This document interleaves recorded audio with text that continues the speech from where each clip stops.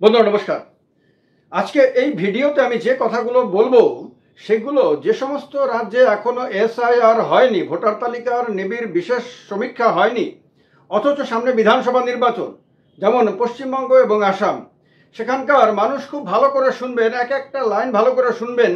কারণ যে ঘটনাগুলো বিহারে হয়েছে এবং যেগুলো নিয়ে এখন বিরোধীরা সরব হয়েছে এবং নির্বাচন কমিশনকে চিঠি লেখা শুরু করে দিয়েছে, প্রেশার দেওয়া শুরু করে দিয়েছে, এবং আপনারা দেখবেন 7 তারিখ সুপ্রিম কোর্টে যখন শুনানি হবে সেগুলো ব্যাপকভাবে তোলা হবে তথ্য প্রমাণ সহকারে, সেগুলো আপনাদের সঙ্গে ঘটতে পারে, আপনাদের রাজ্যেও ঘটতে পারে।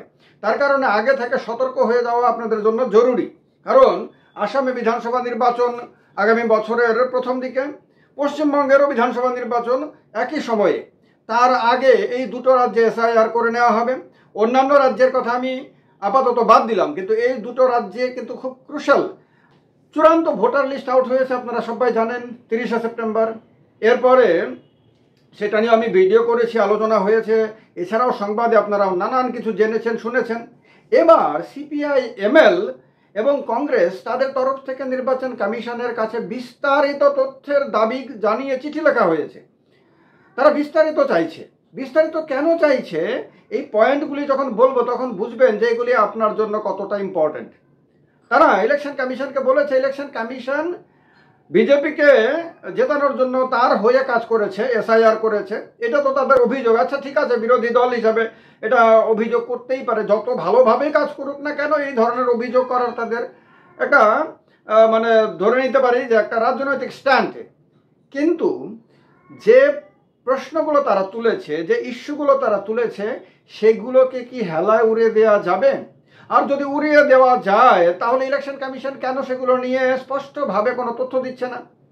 তারা বলেছে যে একজন ভোটারের তিনটি বুথে নাম কেন, ইলেকশন কমিশনের কাছে জবাব চাইছে। ফাইনাল ভোটার লিস্ট আউট হওয়ার পরেও, এসআইআর হওয়ার পরেও, স্পেশাল ইন্টেন্সিভ রিভিশন হওয়ার পরেও যদি একজন ভোটারের 3টি বুথে পোলিং স্টেশনে যদি নাম থাকে, তাহলে এইটা কি ধরনের এসআইআর হলো? এই প্রশ্ন তো করার অধিকার বিরোধীদের কেন, সাধারণ মানুষের অবশ্যই রয়েছে। তো এইটা একটা প্রশ্ন করেছে। তারা প্রশ্ন করেছে যে একটি বাড়িতে কেন 247 জন ভোটার? এখন তো এরকম হওয়ার কথা না, কারণ একেবারে মানে চালুনি দিয়ে ছেকে তারপরে আপনার তালিকা তৈরি করা হয়েছে। সেখানে তো এরকম হওয়ার কথা না, কিন্তু কেন করা হয়েছে এটা তারা জানতে চেয়েছে ইলেকশন কমিশনের কাছে। তারা বলেছে, বিরোধীরা বলেছে যে কোনো বিধানসভা কেন্দ্রে বা বেশ কিছু বিধানসভা কেন্দ্রে দেখা গেছে গত বিধানসভা নির্বাচনে দুজন ক্যান্ডিডেটের মধ্যে জয় পরাজয়ের যে মার্জিন, আপনারা তো মার্জিন সম্বন্ধে জানেনই, কত ভোটে জিতেছে, এই যে মার্জিন, সেই মার্জিনের তুলনায় বেশি সংখ্যক মানুষের ভোটারের নাম বাদ দিয়ে দেওয়া হয়েছে। মানে বাদ দিয়ে দেওয়ার সংখ্যাটা, পরিমাণটা কত ব্যাপক এবং কতটা চিন্তাজনক যে সেই বিধানসভা কেন্দ্রে মোট মার্জিনের তুলনায় বেশি সংখ্যক বাদ দিয়ে দেওয়া হয়েছে। তার মানে এটা অত্যন্ত গুরুত্বপূর্ণ। এর পেছনে কি কারণ রয়েছে এটা তো অবশ্যই তদন্ত করে দেখার জন্য বিষয়। তারা তদন্তের দাবিও জানিয়েছে। তারা বলছে যে প্রিসাইডিং অফিসার যে ঠিক করা হচ্ছে তাতেও নাকি জাতপাত দেখা হচ্ছে, সম্প্রদায় দেখা হচ্ছে। বিশেষ সম্প্রদায়ের অফিসারদেরকে আপনার প্রিসাইডিং অফিসারের তালিকা থেকে নাকি বাদ দিয়ে দেওয়া হচ্ছে। অর্থাৎ এখানে একটা মানে আরো চিন্তাজনক বিষয়, অভিযোগ উঠে আসছে যা সাম্প্রদায়িকতা তো কোনোভাবে কোনো সাংবিধানিক সংস্থা আপনার করতে পারে না। আমাদের দেশের যে কাঠামো, সেই কাঠামোতে সাম্প্রদায়িক চিন্তা ভাবনা তো নিষিদ্ধ। তার কারণেই তো কমিউনালিজম বা মানে এই বিষয়গুলো আপনার সমালোচনার বিষয় হয়। তো এখানে অভিযোগ আসছে যে বিশেষ সম্প্রদায়ের মানুষের মধ্যে যারা অফিসার, তারা যাতে প্রিসাইডিং অফিসার না হতে পারেন সেটা নাকি নিশ্চিত করা হচ্ছে। এটা অত্যন্ত ক্রুশাল। এটা কোনো অবস্থাতেই সাংবিধানিক কাঠামোর ভেতরে মেনে নেওয়া যায় না যদি সত্যি অভিযোগ আপনার অনুসারে এরকমটা করা হয়ে থাকে, এবং এটা দেশের কোনো সুস্থ সচেতনা সম্পন্ন নাগরিক এটাকে সমর্থন করতে পারে না। এইরকম নাকি হয়েছে যে প্রচুর সংখ্যক মহিলার নাম বাদ দিয়ে দেওয়া হয়েছে ভোটার তালিকা থেকে, মানে বিশাল সংখ্যক। এবং বাদ দেওয়ার কারণে মহিলাদের বিশেষ করে টার্গেট করা হয়েছে। মহিলাদের বিশাল সংখ্যক মানুষকে মানে ভোটারদের বাদ দেওয়ার ফলে যেটা সমস্যা হয়েছে, এটা নিয়ে আপনারা সবাই চিন্তা করতে বাধ্য হবেন। কারণ একটা দেশের জন্য, একটা রাজ্যের জন্য এটা তো এত বেশি চিন্তার বিষয়, এটা আপনাদের প্রত্যেকের পরিবারের সঙ্গে সম্পর্কিত।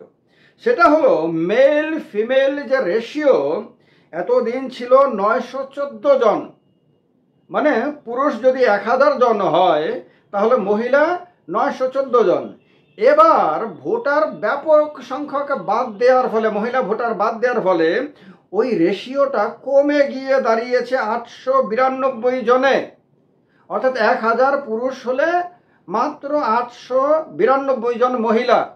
এই যে নারী পুরুষের এই যে আপনার কি বলবো রেশিওটা এইভাবে হঠাৎ করে বিশাল কমে গেছে, যদি এটা সত্য হয়ে থাকে, তারা অভিযোগ করছে বিরোধীরা, তাহলে তো এটা পুরো কাঠামোটাকে নষ্ট করে দিতে পারে, পুরো কাঠামোর জন্য চিন্তাজনক। তাহলে এগুলো কি খুব উদ্দেশ্য প্রণোদিতভাবে করা হয়েছে? নির্বাচন কমিশন কি এই সমস্ত কিছুর জবাব দিতে বাধ্য না? নির্বাচন কমিশন কি নিজেকে আইনের ঊর্ধ্বে বলে মনে করতে শুরু করেছে, বা সংবিধানের ঊর্ধ্বে বলে, বা গণতন্ত্রের ঊর্ধ্বে, বা জনগণের ঊর্ধ্বে, সেই সার্বভৌম ক্ষমতার অধিকারী, সেই জনতার মালিক, এরকম কিছু ভাবতে শুরু করে দিয়েছে? বিরোধীদের অভিযোগ অনুসারে 6000 বিদেশির নাম নাকি বাদ গেছে। এই ব্যাপারে ভারতবর্ষে কোনো নাগরিক দ্বিমত হতে পারে না যে ভারতবর্ষের কোনো ভোটার তালিকায় ভারতের নাগরিক না এমন কোনো ব্যক্তির নাম থাকতে পারে না। আমি বারবার বলেছি আমার ভিডিওতে, আবারও বলছি যে কোনো বিদেশি ভারতে ভোটার হতে পারে না। ভোটার হতে হলে তাকে আগে বৈধভাবে দেশের নাগরিক হতে হবে, যার ব্যবস্থা রয়েছে। কিন্তু নাগরিক না, কিন্তু আমাদের দেশে ভোটার তালিকায় নাম আছে, এটা তো কোনোভাবে মেনে নেওয়া যায় না। এটা দেশের ভবিষ্যতের জন্য বিপজ্জনক। এবার কথা হলো যে 6000 জনের নাকি নাম বাদ দিয়ে দেওয়া হয়েছে এই কারণে যে তারা বিদেশি। এটা নাকি রিপোর্ট অনুসারে এরকমটা জানা গেছে, এটা বিরোধীরা এই বিষয়টা তুলেছে। এবার বিরোধীরা যে তথ্যগুলো নির্বাচন কমিশনের কাছে চেয়েছে, আমি অন্ততপক্ষে এতদিনে যাওয়া অভিজ্ঞতা বা ধারণা হয়েছে তার ভিত্তিতে বলতে পারি, নির্বাচন কমিশন, জ্ঞানেশ কুমারের নেতৃত্বাধীন নির্বাচন কমিশন সাহস করবে না সেগুলো প্রকাশ করতে।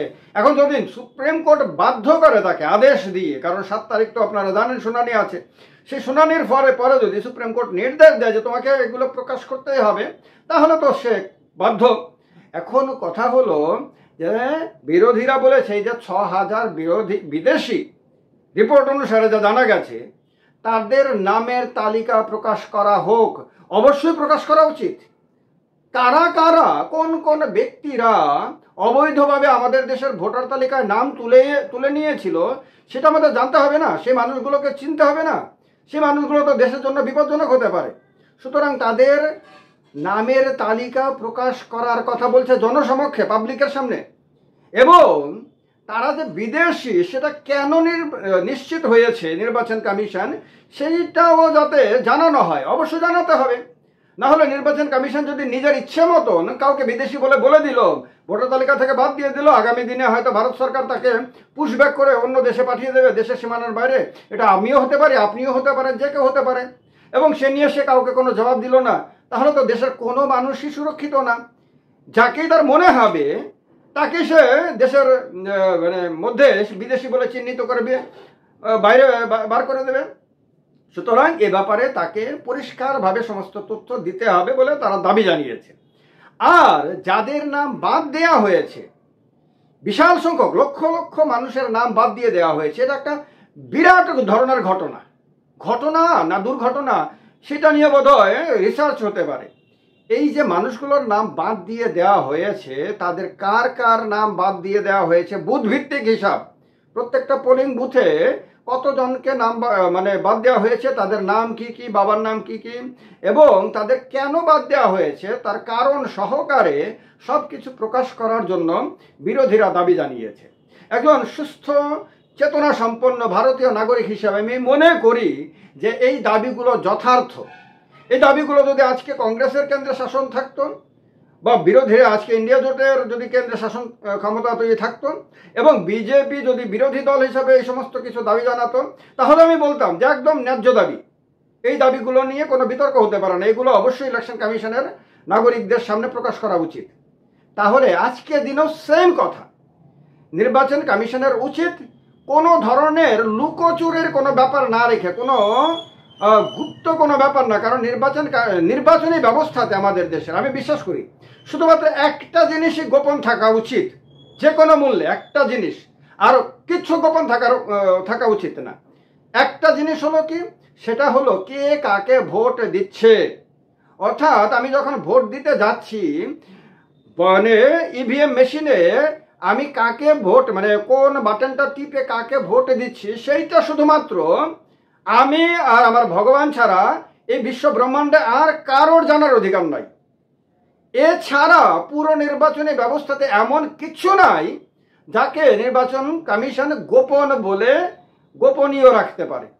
সুতরাং নির্বাচন কমিশনের এই ভোটার তালিকা তৈরি করা নিয়ে যে সমস্ত অভিযোগগুলো এসেছে, সেগুলো ভারতের দীর্ঘমেয়াদী ভবিষ্যতের স্বার্থে, কারণ আজকে যদি নির্বাচন কমিশন এবং এই সমস্ত অপকর্ম করেও যদি সে পার পেয়ে যায় এবং তাকে যদি কেউ সঠিক রাস্তা দেখাতে না পারে, তাহলে আগামী দিনে এটা একটা ইনস্ট্যান্স হয়ে যাবে, উদাহরণ হয়ে যাবে, এবং এই উদাহরণের ভিত্তিতে আগামী দিনে যে যা খুশি তা করবে। এটা তো কোনোভাবেই দেশের জন্য এটা মানে মেনে নেওয়া যায় না। তো তার কারণে নির্বাচন কমিশনের উচিত যে জনতাই গণতন্ত্রের প্রভু, নির্বাচন কমিশনেরও প্রভু মালিক জনতা। সুতরাং সেই মালিককে, মালিকের কর্মচারী হিসেবে, মালিকের শ্রমিক হিসেবে মালিককে সমস্ত কিছু জানানো নির্বাচন কমিশনের দায়িত্ব, কর্তব্য। এবং যেমনভাবে আপনার বাড়িতেও যদি কোনো কর্মচারী রাখেন, আপনার দোকানে, কোম্পানিতে, কোথাও, বা আপনার বাড়িতেও যদি কাজের জন্য লোক রাখেন, যেমনভাবে সেই কাজের লোক আপনাকে নির্দেশ দিতে পারে না, আপনি নির্দেশ দিলে আপনার নির্দেশ অনুযায়ী কাজ করতে আপনার কর্মচারী বাধ্য, ঠিক তেমনি আমাদের নির্বাচন কমিশনেরও যারা পুরো দায়িত্বপ্রাপ্ত যারা রয়েছেন, তারাও এই দেশের জনতার মালিকের অধীনস্থ কর্মচারী মাত্র, এবং জনগণ যা চায় সেই অনুযায়ী কাজ করা শ্রমিক হিসেবে। নির্বাচন কমিশন কি একটা শ্রমিকদের সংগঠন, উচ্চপদস্থ শ্রমিক আর কি, তাদের সুন্দর সুন্দর নাম আছে, দামি দামি গাড়ি, সুন্দর অফিস আছে, এবং তারা ভালো টাকা বেতন পায়। এই কারণে তাদেরকে মালিক ভাবলে ভুল হবে, কিন্তু তারা অনেক চাকচিক্যপূর্ণ পরিবেশে থাকে বলে তাদেরকে মালিক ভাবলে অন্যায় হবে, ভুল হবে।